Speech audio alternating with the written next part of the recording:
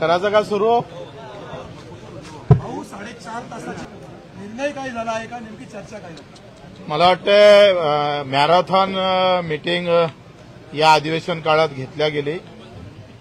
पहिले काही प्रमाणात तर सरकारचं आम्ही आभार मानू का दिलेला शब्द त्यांनी बऱ्यापैकी कांद्याचं आम्ही जे म्हणत होतोय का कांदा हा बाजार समितीतच नापेडनं खरेदी केला पाहिजे. बावनकुळे साहेब आणि आमचे जयकुमार रावल यांनी सगळ्यांनी केंद्रीय मिनिस्टरला मीटिंगला फोन केला आणि त्याच्यामध्ये जे सर्क्युलर आहे त्यानुसार आता याच्यानंतर कांदा हा एफपीओ मार्फत खरेदीने होता तो बाजार समितीच होईल आणि त्याचा फायदा कांदा उत्पादक शेतकऱ्याला होणार आहे. मला वाटतं एक चांगला निर्णय आहे. दुसरा मेंढपाळसाठी खास करून मेंढपाळाला जून ते सप्टेंबर पर्यंत कुठलीही जमीन उपलब्ध राहायची नाही चाऱ्याला, कारण मेंढपाळ हा भूमिहीन आहे. त्याच्याकडे असणारी मेंढरं आहे त्याला चाऱ्याला जागाच भेटत नव्हती. कित्येक वर्षापासून हा पेंडिंग प्रश्न होता. 2 दिवसात 5 वर्षाच्या वरते जिथं झाडं आहे वनपट्ट्यामध्ये वनजमिनीवर म्हणजे महसूल जमिनीवर आणि वनजमिनीवर त्या सगळ्या ठिकाणी मेंढपाळांना तिथं चाराबंदी राहणार नाही, दंड आकारला जाणार नाही आणि मेंढपाळासाठी जे काही एखादा मेंढपाळ जर सापानं मरण पावला तर याची नुकसान भरपाई असेल त्या सगळ्या गोष्टीचं नाईक साहेबांना 2 ते 3 दिवसात आम्ही शासन म्हणजे परिपत्रक काढू आणि तो दिलासा देण्याचं काम एक मोठी लढाई मेंढपाळांसाठी खरं तर आम्ही इथं बऱ्यापैकी जेव्हा परिपत्रक निघन तेव्हा ते जिंकल्यासारखी होईल आणि एका मेंढपाळांसाठी हा मोठा मला वाटतं हा निर्णय होणार आहे. त्यांच्या भविष्यासाठी चांगला निर्णय होणार आहे. दुसरा आपण पाहतोय का त्यांनी कर्जमाफीची गोष्ट येत्या अधिवेशनच्या संपाच्या अगोदर समिती तयार करून त्या समितीमध्ये बाकीच्या बऱ्याच गोष्टी वन टाइम सेटलमेंट असेल अधिक काही गोष्टी असेल त्याची तारीख दिली नाही. तेवढं मात्र दुःख आहे. ते योग्य तारीखेसाठी आम्ही अजूनही ठाम आहोत. त्यांनी समिती या अधिवेशनाच्या आत जाहीर करणार म्हणून सांगितलं गेलं. अधिवेशन संपाच्या अगोदर दिव्यांगाचं मानधन म्हणजे तरतूद केलेली आहे 3,500 कोटीची. आता ते किती मानधन वाढवणार ते अधिवेशनाच्या आत ते मानधन वाढवण्याचा निर्णय होईल. अधिवेशनात तो निर्णय घेतला जाईल. ते सुद्धा आजच्या मीटिंगमध्ये सांगितलं गेलं आहे. दिव्यांगाच्या ज्या मुख्यमंत्र्याकडे जी आमची 2 तासाची बैठक झाली होती त्या बैठकीतले जे निर्णय मुख्यमंत्र्यांनी हाव म्हटलं होतं त्याच्यावर शासन निर्णय काढण्याचं सुद्धा अतुल सावेजी होते त्यांनी सुद्धा ते सांगितलं. एकंदरीत आम्ही पाहतोय का मेंढपाळाचा विषय असेल तुमच्या पेरणी ते कापणीपर्यंत सगळ्यात क्रांतिकारी निर्णय जर हा झाला जे आज मुख्य बावनकुळेजी आमचे रोजगार हमीचे मंत्री भरत गोगावलेजी त्यांनी जे सांगितलं आम्ही जे सांगितलं का महाराष्ट्र रोजगार हमी योजनेमध्ये देशातलं मार्गदर्शक महाराष्ट्र आहे. या देशाला एमआरईजेस देण्याचं काम या महाराष्ट्रानं केलं. त्याचं एक अतिशय क्रांतिकारी पाऊल आम्ही म्हटलं त्यांना का नाही आहे ना तुमच्याजवळ पैसा तर एक सुरुवात करा. जो दिव्यांग शेतकरी आहे आणि जो एकल महिला म्हणजे विधवा शेतकरी आहे त्याला पेरणी ते कापणीपर्यंत ही योजना लागू करण्याचं काम येत्या कॅबिनेटमध्ये तो प्रस्ताव आणला जाईल आणि हा जर प्रस्ताव आला किमान 2 घटकासाठी तरी आम्ही सांगतोय आमच्या 15 वर्षाच्या मागणीला एक दमदार सुरुवात झाल्याशिवाय राहणार नाही आणि मग हे अतिशय चांगली गोष्ट होईल. आम्ही म्हटलं 3-5 म्हणजे संत्रा उत्पादक शेतकरी असेल, आंबा उत्पादक शेतकरी, द्राक्ष उत्पादक शेतकरी असेल, तुमचा काजू उत्पादक शेतकरी असेल याला आता झाडं तोडायची व्यवस्था आली. कारण आम्ही पाहतोय त्याची खर्च वाढत चालला त्या प्रमाणात आम्ही पाहतोय नुकसान येणारा पाऊस असेल अवकाळी पाऊस असेल त्याचं होणारं नुकसान त्याला सहन करण्याच्या बाहेर जाणं आणि म्हणून त्याला आपण म्हणतोय का त्याला 3+5 म्हणजे 3 आपण देतोच लागवडीसाठी 5 हे एमआरईजेस मधून जर कव्हर झाला तर त्याचं उत्पादन खर्च कमी होईल. आम्ही जो काही लढतो आहे का हमी भाव तुमचे कोण देणं होत नसेल तर उत्पादन खर्च कमी करता आलं पाहिजे.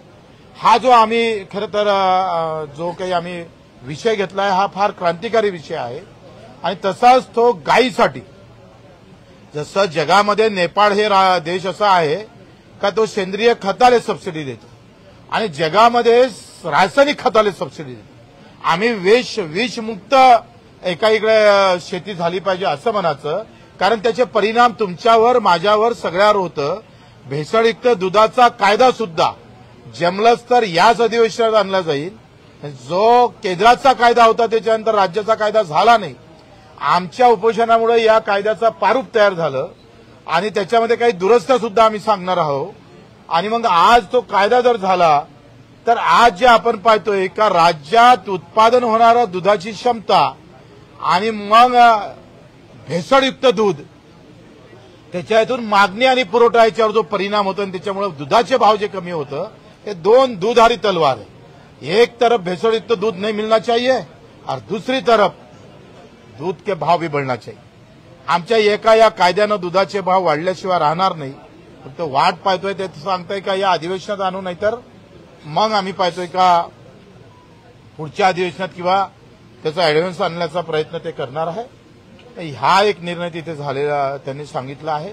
एकंदरीत आम्ही पाहतोय का फक्त कर्जमाफीची तारीख ती आम्हाला पाहिजे आहे. योग्य तारीख सीएम साहेबांना सांगितली पाहिजे. कर्ज कोणाला नेमकं माफ होते ते समिती ठरवणारच आहे. त्या समितीला आम्ही सुद्धा त्याच्यावर लक्ष घालून राहणार आहोत. आणि बाकीच्या सगळ्या दिव्यांगाच्या अंत्योदय योजना असेल, बार्टी असेल, जे काय असेल, 5% निधीच्या संदर्भातला असेल, ग्रामपंचायत कर्मचाऱ्याचं आणि मत्स्य व्यवसायाचं. आता मत्स्य व्यवसायाची स्वतंत्र बैठक आणि त्याचे 11 मुद्दे होते. ते स्वतंत्र बैठक नितेशजी राणे यांनी घ्यायचं कबूल केलं. स्वतंत्र बैठक आमची दिव्यांग मंत्रालयासोबतही होईल आणि एक सहकार मंत्र्यासोबत होईल. सहकार मंत्र्याचं ऊसाच्या बाबतीत आम्ही स्वतंत्र, कारण आम्ही पाहतोय का जे रिकोरी काढल्या जातं त्याच्यात गफलत होते आणि काटेमारीमध्ये गफलत होते, ते होऊ नये. आणि बरेच कारखाने त्या ऊसाचे पैसे 2-2 वर्ष देत नाही. त्या संदर्भात स्वतंत्र बैठक होणार आहे. आणि मग एकंदरीत ग्रामपंचायत कर्मचारी जी अट लावली होती का एवढे वसुली असली तरच तुम्हाला पूर्ण पगार भेटणार, एक तर 14,000 आणि त्याच्यातही अट. आता या ग्रामपंचायत कर्मचाऱ्यामध्ये काही सफाई कामगार आहे, कर्मचारी आहे, काही नळ पाणी देणारे कर्मचारी आहे. मग त्याला कशी अट लावताय? जो ग्रामपंचायत कर्मचारी वसुली करतो त्याला ते अट लागू करावी आणि त्या अटीमध्ये काही बदल करावा, ते पण मान्य केलेलं आहे. आता या एकंदरीत निर्णयामध्ये दिव्यांगाचं 6,000 रुपयाचं मानधन, पेरणी ते कापणी, कारण हे निर्णय आता बैठकीत सगळं हाव म्हटलं पण कागदावर येईपर्यंत काही आमचं समाधान होत नाही. कागदावर आलं का मग मात्र आमचं समाधान होईल. जेथपर्यंत कागदावर ह्या योजना येत नाही, शासन निर्णय निघत नाही, तोपर्यंत आमच्या आंदोलनाची भूमिका मात्र ठाम राहणार आहे. 7 जुलै ते 14 जुलै आम्ही पदयात्रा काढणार. पंजाबराव देशमुखांच्या गावापासून तर साहेबराव पाटील ज्यांच्या एकाच घरात 5 आत्महत्या झाल्या होत्या, म्हणजे 1986ची ही पहिली आत्महत्या जेव्हापासून आत्महत्येची नोंदी होणं सुरू झाल्या. आणि ते साहेबराव पाटलांनी जर लिहिलं नसतं तर कदाचित त्या आत्महत्येच्या नोंदी झाल्या नसत्या, कारण त्यांनी भज्यात विष टाकून सगळ्यांना मारलं होतं आणि त्याच्यासोबत ते सुद्धा मरण पावले होते. अतिशय वाईट अवस्था आहे. दारव्याची आता झालेली आत्महत्या, पोटावर ब्लेड मारून आत्महत्या केली, कारण पॉयझन प्यायला पण पैसे नव्हते. कारण बियाणं पहिली पेरणी चुकली आणि दुसऱ्या पेरणीला बियाणं नाही, शावकार अंगावर बसला आहे. अशा विचित्र अवस्थेमध्ये शेतकरी जगत असताना या संदर्भात आम्ही जेथपर्यंत ठोस उपाययोजना सरकार, त्यांनी एक मीटिंग घेतली, त्याच्या बाबतीत आश्वासित केलं.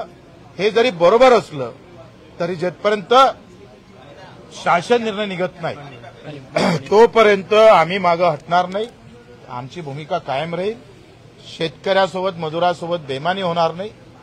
बच्चू कडू मेला तरी 72, पण बेमानी मात्र होणार नाही, हे मात्र या निमित्तातून सांगतो.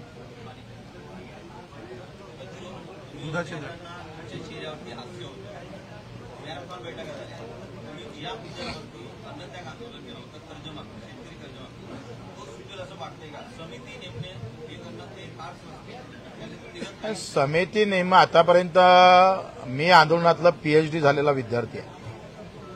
मी 182 शासन निर्णय काढले दिव्यांगांचे आणि 350 गुन्हे दाखल झालेले आहेत. सरकारकडून कसे निर्णय करून घ्यायचं याच्यात बच्चू कडू माहीर आहे. त्याच्यानं आमचं आंदोलन थांबलेलं नाही, आमचं आंदोलन राहणार आहे.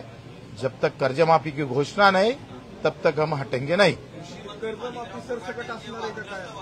त्याच्याबाबत काय निकष? आता सरसकट कर्जमाफी म्हणजे काय? तुम्ही कलेक्टरला कर्जमाफी द्यायची का, आमदाराला द्यायची का? ज्याचा प्लॉट, ज्याच्या शेतीवर येणे होत असेल आणि तो प्लॉट विकत असेल त्याला कर्जमाफी द्यायची आहे काय? तर या मताचं मी पण मान्य आहे का अशा लोकांना कर्जमाफी न देता ही कर्जमाफी गरीबापर्यंत, शेतकऱ्यापर्यंत जास्तीत जास्त सरसकट गरीबाची कर्जमाफी झाली पाहिजे.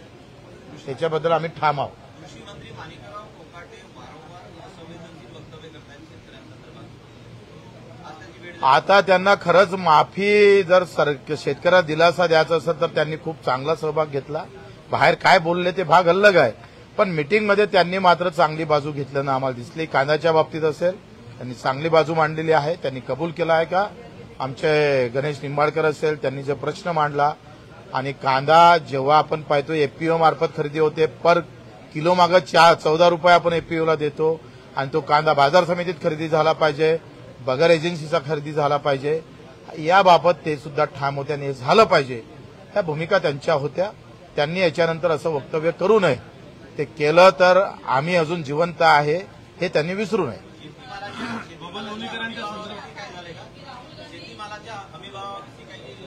हमीभावाच्या म्हणजे एकूण शेतीमालाच्या एकूण हमीभावाच्या 20% अनुदान ते देणार होते. त्या संदर्भात सुद्धा त्यांनी आता कृषी मूल्य आयोग राज्याचा आहे, त्या संदर्भात त्यांची एक पूर्ण टिप्पणी येईल. कशा पद्धतीनं द्यायचं, हमीभाव जर आपण किती खरेदी केली एकूण, म्हणजे आपण पाहतोय का सोयाबीन जर 20% खरेदी केली आहे, राहिलेले 40%, 60% खरेदी झाली नसतात, त्याच्यासाठी आपण काय केलं पाहिजे. आता हा थोडा गुंतागुंतीचा विषय आहे, परंतु त्याच्यावर एक निर्णय होणं फार गरजेचं आहे. त्यांनी असं म्हटलं होतं का एमएसपीच्या म्हणजे हमीभावाच्या 20% अनुदान आम्ही देऊ. आता ते धानाले दिलं पण ते कमी दिलं. आता ते इतर पिकाला दिल्या गेलं पाहिजे, त्याच्यासाठी आम्ही ठाम आहोत. हा राहुल गांधी यांनी अनेक ट्विट केलेलं आहे.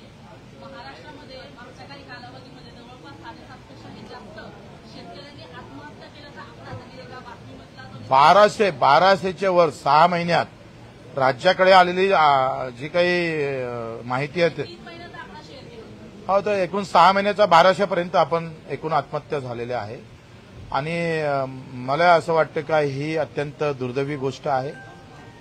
परवा एकादशी आहे, पांडुरंगाचा दिवस आहे आणि हा पांडुरंग या सरकारला पावला पाहिजे आणि शेतकऱ्याला पावला पाहिजे. पण या सरकारमधले आमदार असं म्हणतात की या वारीमध्ये आता अर्बन नक्षली घुसतात. ते कोणत्या म्हणजे त्यांचं खरं तर एकदा मेंदू तपासण्याची गरज आहे. ते कोणत्या व्यासपीठावरून ते बोलतात आणि तुमचं सरकार असताना अर्बन नक्षलवादी घुमत असेल तर पुन्हा देवेंद्रजीलाच ते उत्तर द्यावं लागेल का नाही. येत असेल तर मग मला वाटते प्रश्नचिन्ह सरकारवर येतं. सरकारचाच आमदार जर सरकारवर प्रश्नचिन्ह निर्माण करत असेल तर ही गंभीर बाब आहे. त्या बाबतीत देवेंद्रजीनं बयान केलं पाहिजे. लोणीकरांच्या संदर्भात तुम्ही म्हटलं होतं की इथं लोणीकर आता आम्हाला लोणीकर इथं काही दिसले नाही. दिसले तर आम्ही आमच्या भूमिकेवर कायम आहे. पण काल त्यांनी माफी मागितली आहे सभागृहात, 10 डाव मागितली, 1000 वेळा माफी मागितली. आता माफी मागणाऱ्यासाठी तुम्ही वारंवार लोणीकर किती दिवस चालवता. त्यांनी सभागृहात माफी मागितली. मी तुमची माफी मागत नाही नेत्यांची, पण शेतकऱ्याची माफी मागितली, फक्त कान पकडले नाही. तर त्यांनी कान पकडून एकदा माफी अधिक मागितली पाहिजे.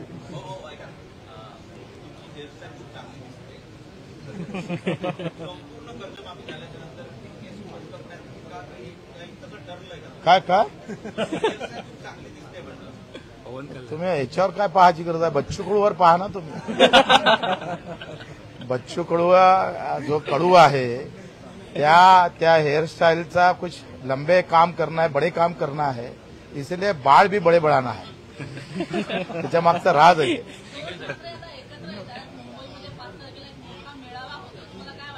जसे 2 ठाकरे एकत्र येते तसे या महाराष्ट्रातले शेतकरी शेतमजूर एकत्र आले पाहिजे. ज्याचं एकमेकात तोंड पाहत नव्हते ते एकत्र होते. तर शेतकऱ्यांना याच्यापासून काही शिकलं पाहिजे. अगर दो ठाकरे ये कहा सकते तो मेरा किसान क्यों नहीं ये कहा सकता है?